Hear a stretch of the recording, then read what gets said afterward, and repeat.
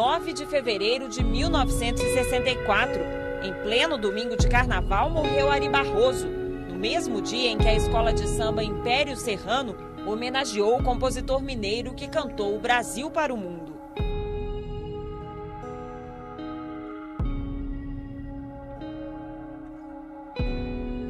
Alegria e tristeza, choque de emoções que o Brasil vivia também em outros campos, na economia, na política, na sociedade. Inflação de 75%, conflitos no campo, greves, manifestações sindicais e estudantis, luta anticomunista, calorosos debates políticos. Foram assim os 40 dias que antecederam a histórica Semana Santa de 64. Golpes não eram novidade na política brasileira. De 45 a 64 foram várias tentativas. João Goulart enfrentou resistências desde o início. Para tomar posse após a renúncia de Jânio Quadros, o vice-presidente teve que aceitar o parlamentarismo e dividir o comando com o primeiro-ministro nomeado pelo Congresso. Só após 2 anos, Jango reconquistou o poder por meio de um plebiscito em janeiro de 63. Você que está vendo que o parlamentarismo não funciona. Você que tem o direito de escolher o seu presidente e o seu governador. Compareça dia 6 e marque não. Não. O país assistia a discursos e episódios cada vez mais extremistas. Era uma luta radicalizada dos dois lados, da esquerda e da direita, né? O governo João Goulart foi um governo muito perturbado. Não pôde administrar praticamente.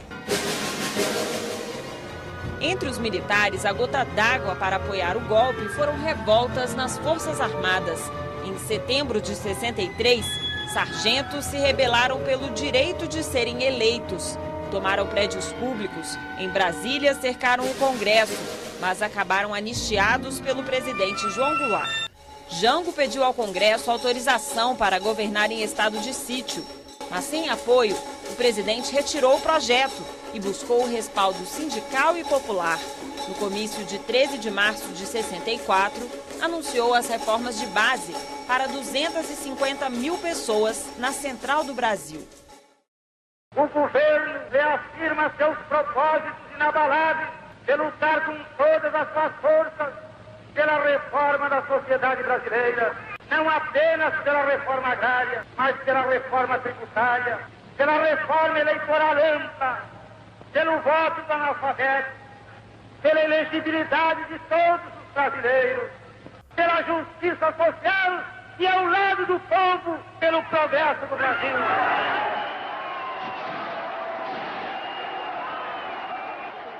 Os discursos inflamados no Rio de Janeiro ecoaram aqui em Brasília. 2 dias após o comício, Jango cobrou do parlamento as mudanças na Constituição. Desta vez, durante a abertura dos trabalhos legislativos. Na mensagem enviada ao Congresso, o presidente voltou a defender as reformas política, bancária, universitária e a mais polêmica delas, a reforma agrária. É, pois, com mais alto apreço que me dirijo ao Congresso Nacional, a fim de pedir-lhe o exame desapaixonado das diretrizes aqui formuladas, para as modificações do texto constitucional, visando a consecução pacífica e democrática da reforma de base. Para a oposição, Jango queria impor as reformas ao Congresso e implantar uma ditadura no Brasil. Não estamos dispostos, senhor presidente, a deixar que as instituições republicanas sejam envolvidas no maremoto da demagogia e da sedição. A defesa coube a Tancredo Neves, que havia sido primeiro-ministro de Jango durante o parlamentarismo e, em 64, era o líder da maioria. O que faz Sua Excelência é sugerir modificações e, todas as vezes que o faz, submete a sua sugestão à alta sabedoria e à alta soberania do Congresso Nacional. O presidente do Congresso, senador Moura Andrade, deixou clara a tensão entre os poderes legislativo e executivo e mandou um recado explícito para João Goulart. Para a desordem, para o desrespeito aos princípios mais puros e mais válidos do regime, ninguém poderá contar conosco. estamos decididos a interromper as causas de tantas incompreensões na vida brasileira, entre elas, a marcha do comunismo. 2 semanas depois, Moura Andrade divulgaria um manifesto para romper com o governo e pedir a intervenção das Forças Armadas. A oposição no Congresso era ruidosa, queria o impeachment de João Goulart. A turbulência política e o medo das reformas aumentaram um grupo de apoiadores do golpe. Empresários, industriais, políticos, profissionais liberais, parte da igreja e a nascente classe média. Grupo que saiu às ruas de várias cidades brasileiras nas marchas da família com Deus pela liberdade. Em São Paulo, no dia 19 de março, 500 mil pessoas participaram do protesto contra as reformas que elas consideravam comunistas. Nos dias que antecederam ao 31 de março, era muito comum nas cidades brasileiras, das maiores até as menores, as aulas serem suspensas nas escolas, os alunos, as crianças serem levadas para as igrejas e, junto com as suas professoras, rezar o terço. E a cada conjunto de 10 Ave-Marias e um Pai Nosso intercalavam com a seguinte exortação: Nossa Senhora Aparecida, padroeira do Brasil, livrai-nos do comunismo. Era esse o ambiente que se vivia no Brasil naquele momento. A semana do golpe começou com um quórum baixo no Congresso. De 470 parlamentares, apenas 169 estavam em Brasília. Naquele dia 30 de março, a defesa de Jango foi tímida, limitada a meia dúzia de oradores. Aqui na Câmara, o mais empenhado era Doutel de Andrade, líder do PTB, partido do presidente. A oposição, irritadíssima, furibunda, levanta aqui a inveja contra o senhor presidente da República. Faço uma advertência para que não tenham a coragem de botar a cabeça de fora, porque será decepada. A ameaça não surtiu efeito. Deputados e senadores de oposição incitavam as Forças Armadas. Na noite daquela segunda-feira, em Minas Gerais, a conspiração foi a público. O general Carlos Guedes admitiu que os militares tramavam um golpe. Foi numa entrevista ao jornalista Fábio Martins, da Rádio Itatiaia de Belo Horizonte. Carlos Guedes e outros comandantes militares estavam indignados com a revolta dos fuzileiros navais. Os marinheiros exigiam direitos como a liberdade de se organizar e de casar sem pedir permissão para os superiores. Mas o que levou as tropas mineiras a iniciarem o movimento foram as palavras de Jango na noite de 30 de março. Enganam-se redondamente aqueles que imaginam que as forças da reação serão capazes de destruir o mandato que é do povo brasileiro. O discurso a militares de baixa patente no Automóvel Clube do Rio de Janeiro foi o último de Jango como presidente do Brasil.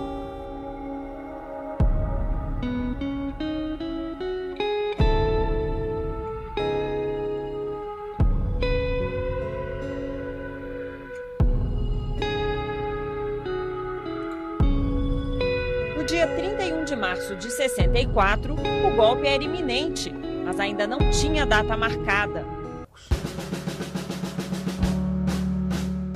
Uma semana antes eu tinha certeza que o golpe viria, a questão de ser amanhã ou depois. Foi daqui de Minas Gerais que as tropas dos generais Carlos Luiz Guedes e Olímpio Mourão Filho partiram em direção ao Rio de Janeiro. Eles queriam depor o presidente João Goulart e, como não houve resistência do governador mineiro Magalhães Pinto, Minas Gerais foi considerado o primeiro estado rebelde. João Goulart estava no Rio, no Palácio das Laranjeiras. A residência do presidente na antiga capital da República foi protegida por tanques do Exército. A 1 quilômetro dali estava seu maior inimigo político. O governador Carlos Lacerda montou barricadas com caminhões de lixo no Palácio da Guanabara. Esperava o ataque de tropas fiéis a Jango, comandadas pelo almirante Aragão. Almirante Aragão, assassino monstruoso, incestuoso, miserável. Almirante Aragão, não te aproximes, porque eu te mato com meu revólver. Em 31 de março, a cidade do Rio estava deserta. Greve geral. Isolado, Jango buscou apoio entre os comandantes militares. Tentou prender o general Castelo Branco, chefe do Estado-Maior do Exército, e um dos articuladores do golpe. Enviou tropas em direção a Minas para conter os rebeldes. O movimento das tropas mineiras não gerou reações apenas dentro do Brasil. Nos Estados Unidos, o governo iniciou a Operação Brother Sun, o deslocamento da Marinha Americana do Caribe para o litoral brasileiro. Os golpistas tinham o apoio militar e financeiro dos norte-americanos, informação negada na época e só confirmada após o fim da ditadura, em documentos e gravações liberadas pela Casa Branca. Go ahead and start a naval task force out, but with no commitment. A frota não chegaria a tempo do golpe, mas serviria para intimidar a resistência. A conversa de Lyndon Johnson com assessores traz outra revelação. O presidente americano sabia que o impeachment do colega brasileiro estava sendo articulado no Congresso. In the meantime, they have drafted an impeachment in congressional circles of Goulart. Os reis do golpe foram os americanos. Não percam tempo imaginando que foi um confronto nacional. Houve o confronto nacional. Mas quem cria o golpe são os Estados Unidos no centro da Guerra Fria. Os Estados Unidos manipularam tudo, criaram a conspiração, estavam prontos para invadir, inclusive, o país à mão armada, como hoje está provado. Com o golpe em andamento, a oposição no Congresso passou a defender abertamente a interferência militar. O arquivo da Câmara guarda em discos de vinil os embates daquela terça-feira. As gravações revelam o clima de tensão que dominava o país. Não está mais na hora da retórica, nem da filigrana, agora está na hora de brigar. Se Vossa Excelência querem brigar, já começou. Chega de conversa, chega de desafio, então vai ser na marra. E daí? Agora é na marra. Francisco Julião, líder das ligas camponesas em Pernambuco, elevou ainda mais o tom. O deputado disse que o povo estava de prontidão para revidar aos militares. Nós já podemos dispor de 500 mil camponeses para responder aos gorilas como os gorilas quiserem. Na lei, como nós desejamos. Na marra, se eles também quiserem. No Senado, o líder do PTB desafiava. O que aconteceu com Getúlio Vargas e com Jânio Quadros não iria se repetir com Jango. Não pensem eles nunca que haverá renúncia, que haverá suicídio, que haverá passividade por parte do governo. Para o líder da oposição no Senado, quem tramava um golpe era João Goulart. A noite de 31 de março avançava. Deputados faziam as contas de quantos estados apoiavam os militares de Minas Gerais. Os governistas ainda acreditavam na resistência, com o apoio das centrais sindicais. Tentem contra a democracia e os trabalhadores hão de parar. Porto por porto, navio por navio, fábrica por fábrica. E as greves vão também para o campo. E contavam com a força de militares fiéis ao presidente. A Rádio Nacional acaba de divulgar uma declaração oficial de Sua Excelência, o senhor general Amaury Crua, declarando-se fiel ao governo federal e à legalidade. Mas a reação não se confirmou. Amaury Cruel, que era amigo de Jango e havia sido ministro da Guerra, aderiu ao golpe poucas horas depois. A oposição ironizava o isolamento dos governistas. Passava da meia-noite. Lá fora, as tropas golpistas e legalistas não trocaram um tiro. No plenário, deflagrou uma guerra retórica e o governista Doutel de Andrade calou o opositor Arnaldo Cerdeira. Quero apenas lembrar a Vossa Excelência que passada meia-noite já é 1º de abril. É isso que eu ia dizer. Vossa Excelência vai nos dar um 1º de abril. Vossas Excelências tentaram passar o 1º de abril com uma antecipação de 24 horas. Mas o golpe não era de mentira. Brasília teve as comunicações cortadas. A capital estava sitiada. O aeroporto está fechado. As estradas que dão acesso a Belo Horizonte e Goiânia já estão tomadas por forças do Exército. Pelo país, rádios e jornais foram invadidos por militares. Momentos que ficaram na memória de quem acompanhava a agitação daquela noite.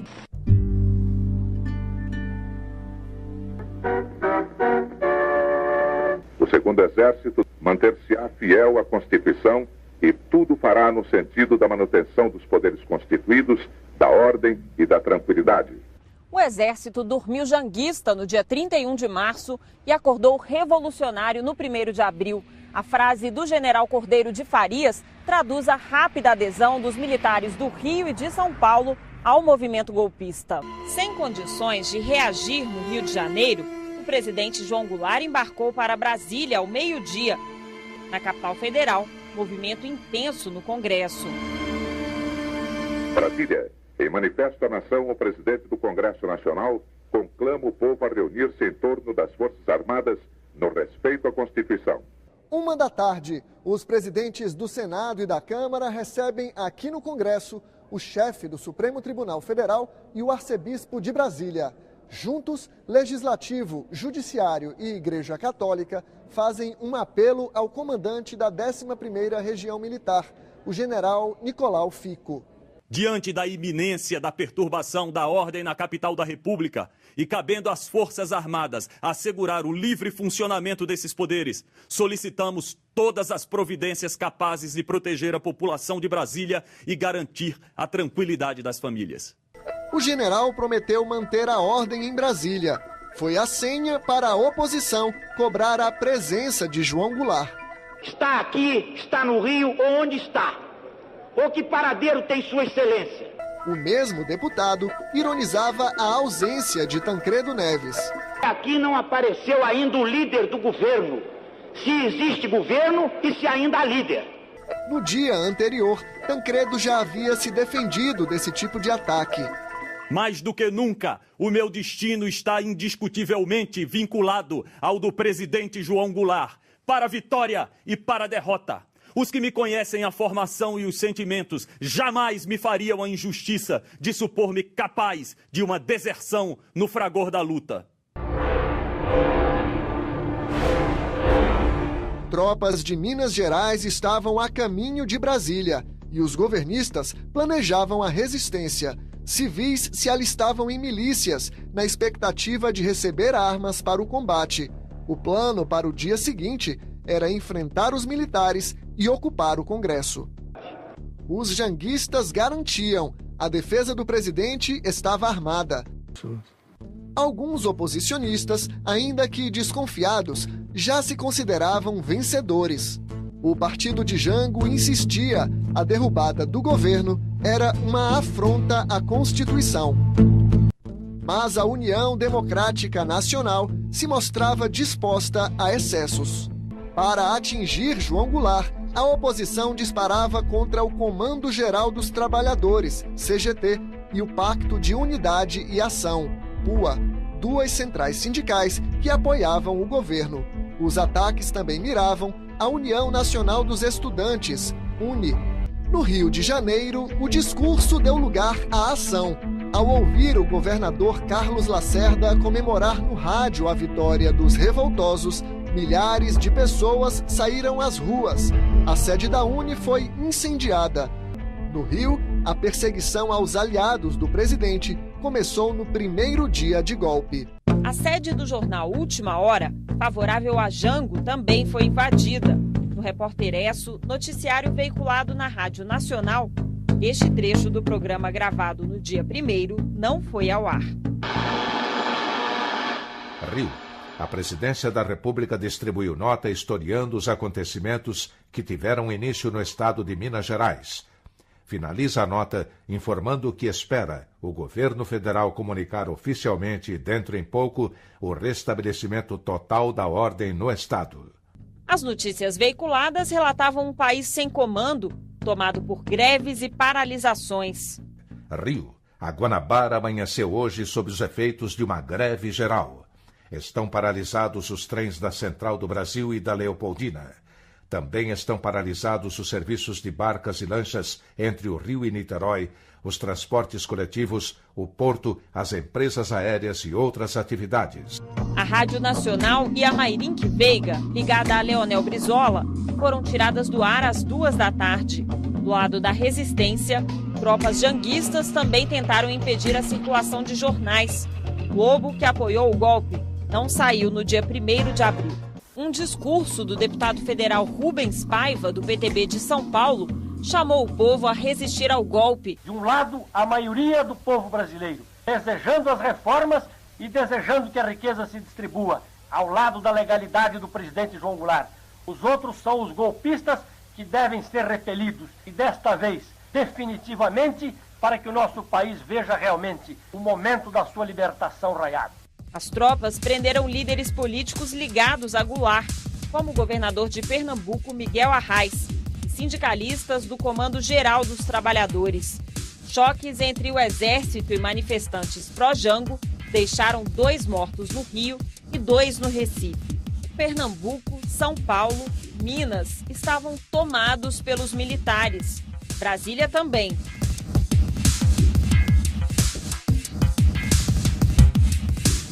Às 11h30 da noite, o gaúcho João Goulart deixou a capital federal em direção a Porto Alegre, Rio Grande do Sul. Enquanto isso, a oposição se articulava no Congresso para o que seria o tiro de misericórdia, declarar vaga à presidência da República. E Deus queira que nesta sessão extraordinária aqui estejamos para reconduzir o Poder Executivo àquilo que a Constituição determina, quer dizer, decretando o impedimento de quem moralmente está impedido há muito tempo de governar este país. –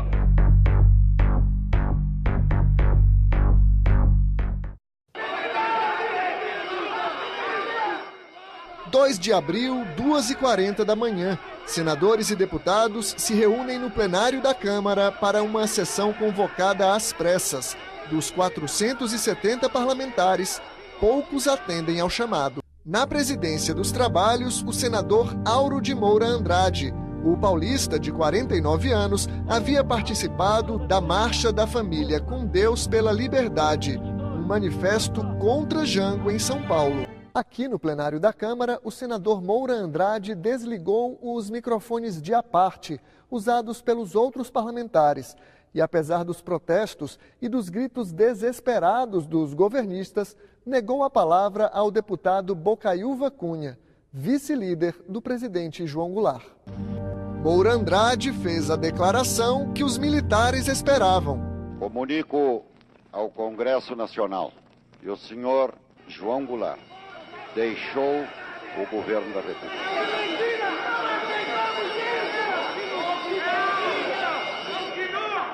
Em determinado instante, o deputado Totel de Andrade, era o líder do governo na Câmara, entra no Palácio do Planalto, vão declarar que o presidente da República saiu do país.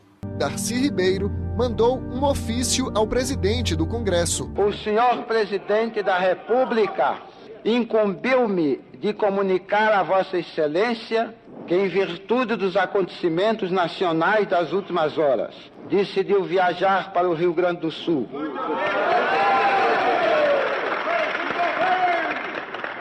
Assim sendo, declaro vaga a presidência da República.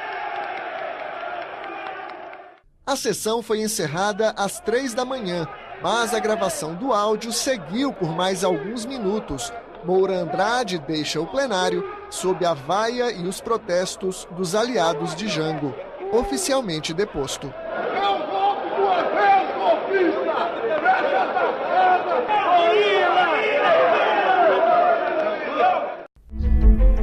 Quase 50 anos depois, o Congresso reconheceu que João Goulart estava no Brasil e anulou aquela sessão. A devolução simbólica do mandato de Jango reconhece um erro do passado, mas não muda o que aconteceu em 64. No dia 2 de abril, o Brasil acordou com um novo governante. Às 3h45 da madrugada, os presidentes do Congresso e do Supremo Tribunal Federal vieram ao Palácio do Planalto em um carro escoltado por homens armados.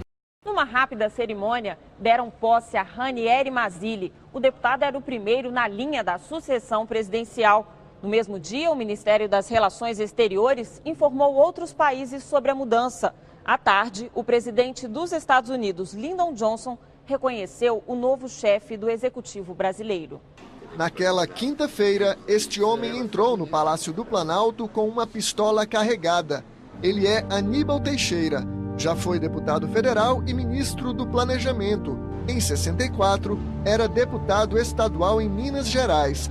Ele não gosta de ser chamado de espião, mas admite, recolheu informações decisivas para os militares deflagrarem o golpe contra João Goulart. A ordem era ocupar Brasília. As tropas mineiras chegaram à capital sem disparar ou receber um tiro e ficaram a postos na Praça dos Três Poderes com uma missão. No Congresso, Aníbal Teixeira conversou com parlamentares e acompanhou as sessões. No Senado, a maioria apoiava o golpe. Na Câmara, deputados não escondiam a ligação com líderes militares do golpe. Em Porto Alegre, Leonel Brizola incitava a população a resistir e defender João Goulart. Desde 63, Brizola convocava a população a integrar grupos de 11 pessoas como um time de futebol, armados para defender o governo de Jango e as reformas. Sem apoio popular e com a ameaça de militares vindos do interior, João Goulart recusou os planos de resistência do cunhado e voou para uma fazenda no município gaúcho de São Borja. O presidente João Goulart não quis resistir. Ele não queria que houvesse derramamento de sangue. Na Câmara, Tancredo Neves renunciou à liderança do governo. A defesa de João Goulart coube ao deputado Sérgio Magalhães, que denunciou: a caça às bruxas começava a varrer o país. A Universidade de Brasília também foi alvo dos militares. A UNB tinha sido criada em 62 e idealizada por intelectuais como Anísio Teixeira e Darcy Ribeiro, chefe da Casa Civil de Jango. A universidade era um símbolo das ideias de esquerda.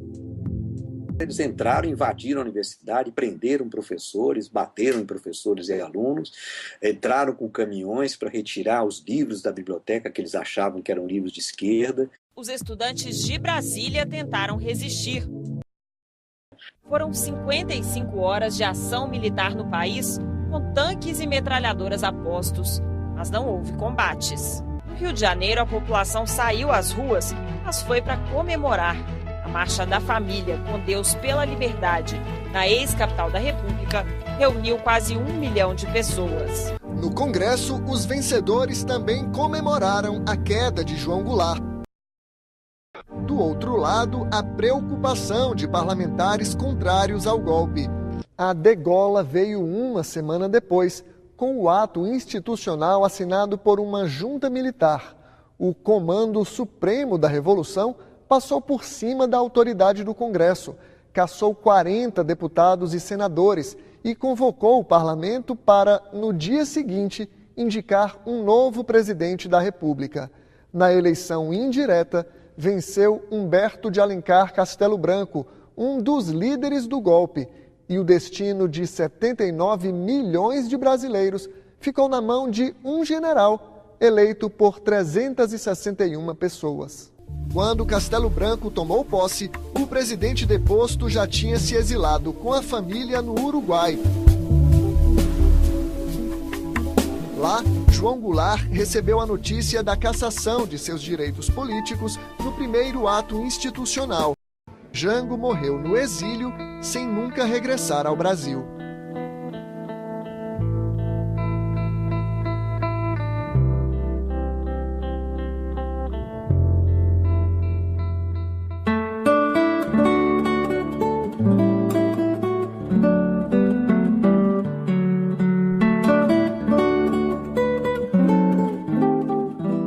Eu lembro de um dia diferente, um dia evidentemente com malas, com uma viagem que não estava programada, aceleradamente, a mãe muito preocupada, enfim, eu lembro como um dia diferente, mas é evidente que nós não tínhamos a dimensão da tragédia que estava se abatendo sobre a democracia brasileira e sobre o destino que a família teria daquele dia para frente.